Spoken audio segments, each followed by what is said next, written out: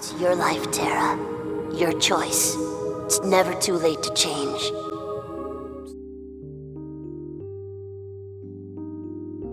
Things Change is an episode of Teen Titans that has lived in infamy. It made a lot of fans upset. Many fans were, and still are, I'm sure, pretty disappointed with this conclusion, and that the show ended on a cliffhanger and all that. But did Teen Titans really end on a cliffhanger? I don't think so. When I first saw this episode, I felt the same way about it as most other people. However, after thinking about it for the last several years really, I realized I had been looking at it wrong the whole time. Now I view Things Change as a nice, although imperfect, resolution to Terra and Beast Boy's character arcs, and has a good message to leave children with. Let me elaborate. I'll start with Beast Boy. Things Change has two plots in it. The main plot is Beast Boy trying to reconnect with Terra, and the subplot features the other Titans trying to stop a random white monster they can't catch. One of the main criticisms I've seen thrown at this episode is that the other Titans subplot is not focused on enough, and there is no explanation behind the white monster. Well, first off, who the white monster is and whether or not the Titans will be able to stop it are kind of irrelevant questions. It's similar to how in Pulp Fiction we never see what's inside the briefcase because it doesn't matter in the grand scheme of things. It's just something to move the plot forward. Same thing with the white monster here. This villain's origins aren't important, he's just there to keep the other Titans occupied. Additionally, this is by no means the first time in the series we see a random creature with no explanation for his origins, or motivations, or powers, or anything really. Secondly, shoving all the other Titans to the side and focusing primarily on Beast Boy is by design. Throughout Teen Titans, the season story arcs are dedicated to a single member of the team. Season 1 was about Robin, Season 2 was about Terra, Season 3 was Cyborgs, and Season 4 was Ravens. Season 5, for as much as it was focused on expanding the Titans team and introducing new characters, it was also a Beast Boy-centric season. Beast Boy throughout the show usually acts like a kid, and he's reluctant to grow up. He is generally pretty silly, but can be serious when the situation calls for it. Season 5 was trying to get him to grow up. It shows his journey from a nervous, immature boy to a much more self-assured, responsible hero. The 5th season opened up with a 2-part episode called Homecoming. At the beginning of Homecoming, Beast Boy still acts like the silly guy we all know and love.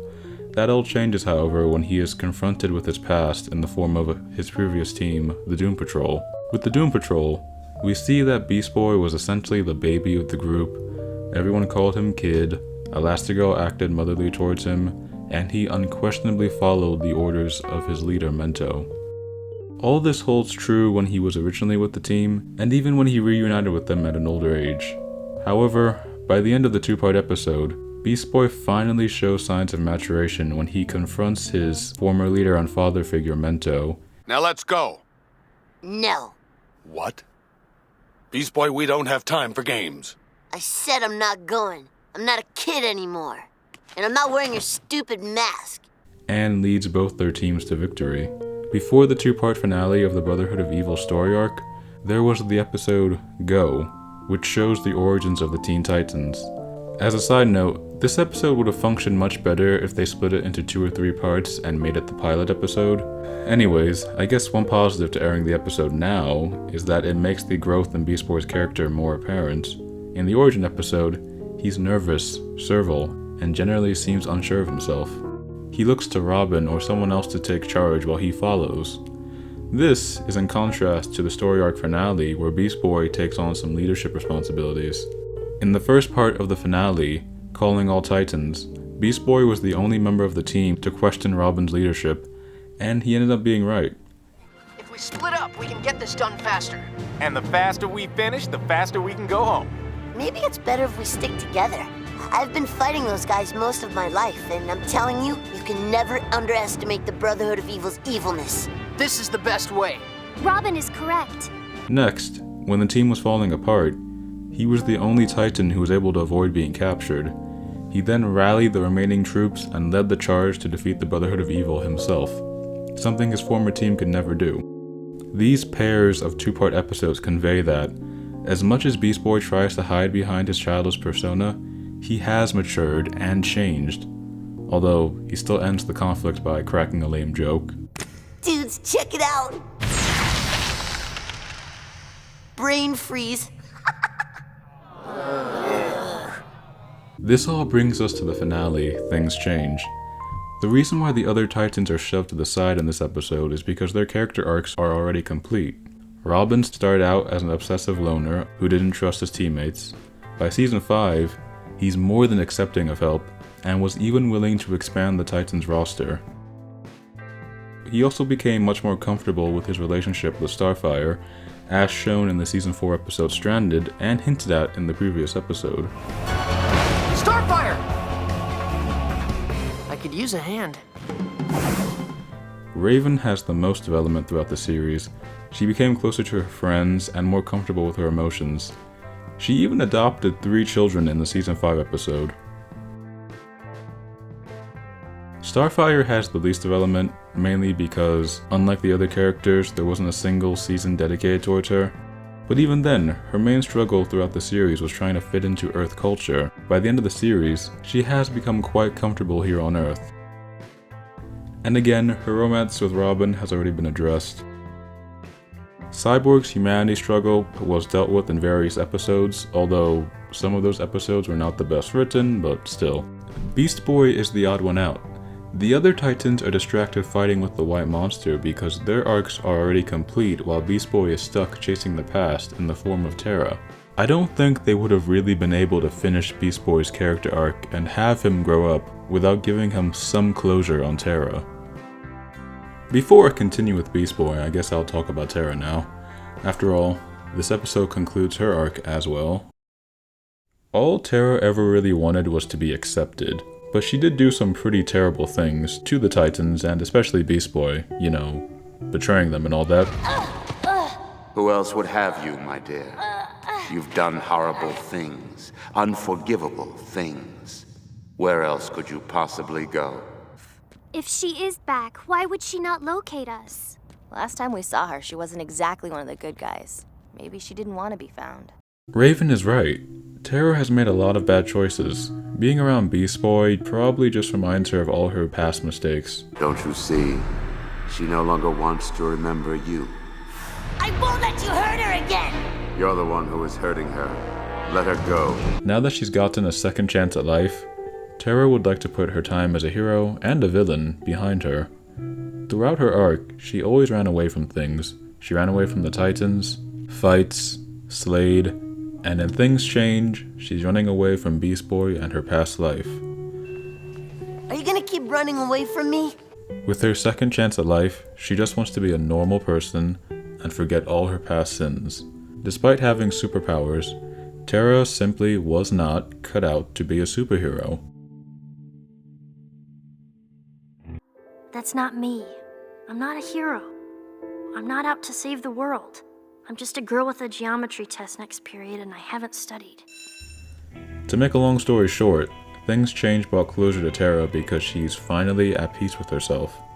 She's actually happy now. What do you want from me?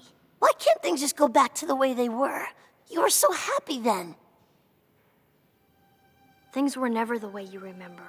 Now just leave me alone. One thing that always confused me about the reception towards this episode is how many people act like it's ambiguous whether Terra has amnesia or if she is simply choosing not to remember. I know it's never explicitly stated in the episode, but to me, it has always been abundantly clear in several scenes that Terra does have all her memories, but she is just choosing not to remember. In fact, I could probably make an entire separate video explaining all of them. Some of them are more obvious than others. Anyways, what I love most about this episode is how they tie in Terra's resolution with Beast Boy's greatest conflict, his reluctance to grow up. Moving on from Terra was the last stage of his maturation. In this episode, he's confronted with a challenge we all have to deal with as we get older, accepting change. Why can't things just go back to the way they were?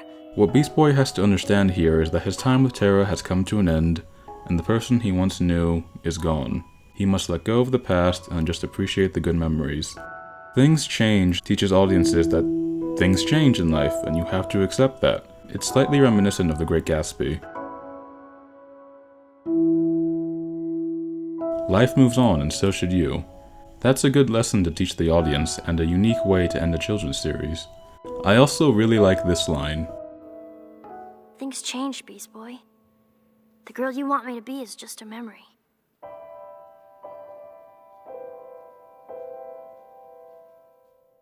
The score, the lighting, the shot, that chilling line. I love that moment. Beast Boy finally got closure with that. This is a depressing lesson, but the series still does end on that the adventure continues feeling you get in the endings of shows like Justice League Unlimited and Fullmetal Alchemist Brotherhood. It just goes about it in a more gloomy way.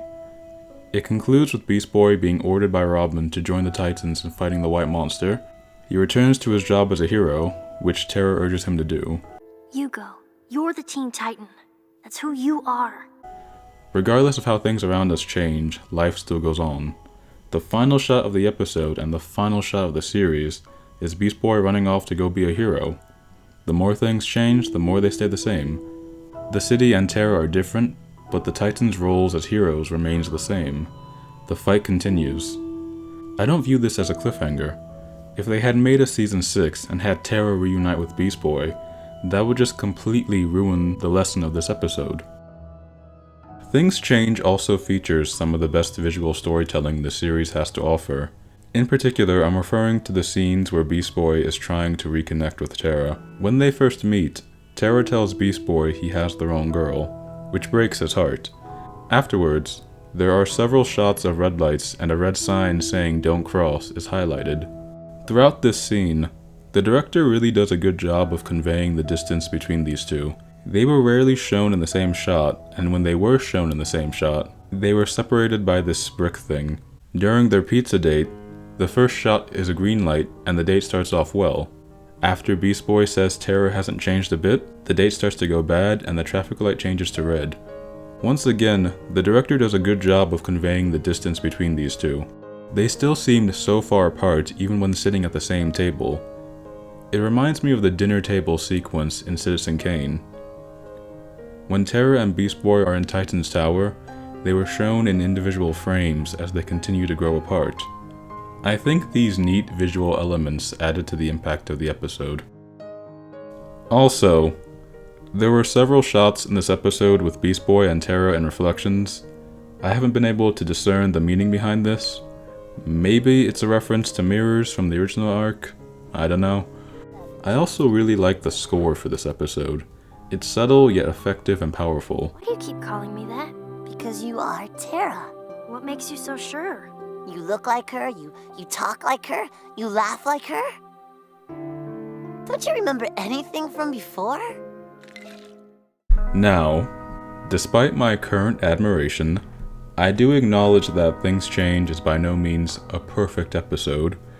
There are still some things that could have been done better. For example, I think the impact of the episode would have been greater if they showed one more scene of Terra happy, just being a normal person, like more scenes of her hanging out with her friends. In addition to that, perhaps Beast Boy seeing her being happy could have been what ultimately motivated him to leave her alone. He would have realized she is more content just being a regular person instead of a hero. Another flaw is that the other Titans subplot doesn't really connect to the main plot. The other Titans are chasing a creature that constantly changes forms, so it does sort of connect symbolically, and I do like the episode ending with Beast Boy running to reunite with his teammates to help them fight against the bad guy. As I said before, it conveys the whole "the adventure continues" vibe. Despite all of this, the White Monster scenes do sometimes feel like filler. There was no explanation on how Terra came back. Some fans have theorized that Terra may have come back after Trigon's spell wore off. That is a reasonable explanation, but it still would have been nice to get some sort of canon explanation. All we really got was this scene. Do you think Terra truly has returned? Anything's possible. But how? Maybe she freed herself. Or there could have been an earthquake while we were gone.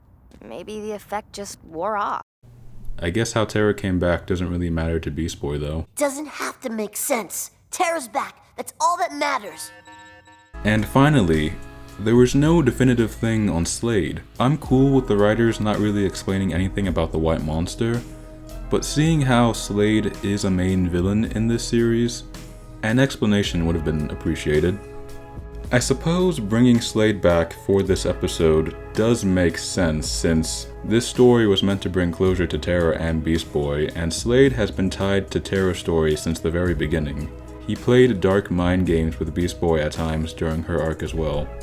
My guess is that Slade, when he saw that Terra was simply trying to live a normal life, decided to leave her alone and make no move against her. In this scene, he's trying to get Beast Boy to do the same thing. Move on. Face it, she doesn't want to see you anymore.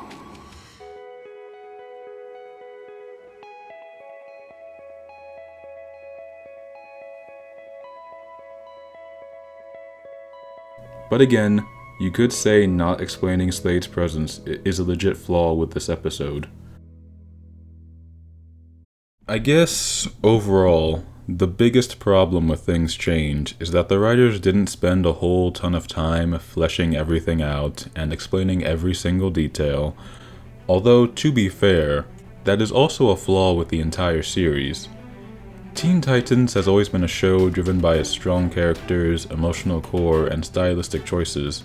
If you take the time to analyze and closely examine the plots and situations in this series, a lot of them start to fall apart. Things Change is not the only episode guilty of that. This idea falls in line with Murakami's storytelling philosophy. I think explaining a story is like explaining a joke. When you talk about it too much, it isn't even funny anymore. Overall, I liked the ideas this episode was going for. Even if it may not have handled them the best, it still remains one of my favorite episodes of the series. I don't have any cool last words to end this review with, so I'll just quote a blog written by someone else who likes the episode. A series finale should take you back to the roots of the show and remind you of what you loved about it. And at its heart, this show is about 5 teenagers learning life lessons, ranging from fitting in, to obsession, to racism, and drug abuse. And personally, I can't think of a life lesson more important than knowing when to grow up.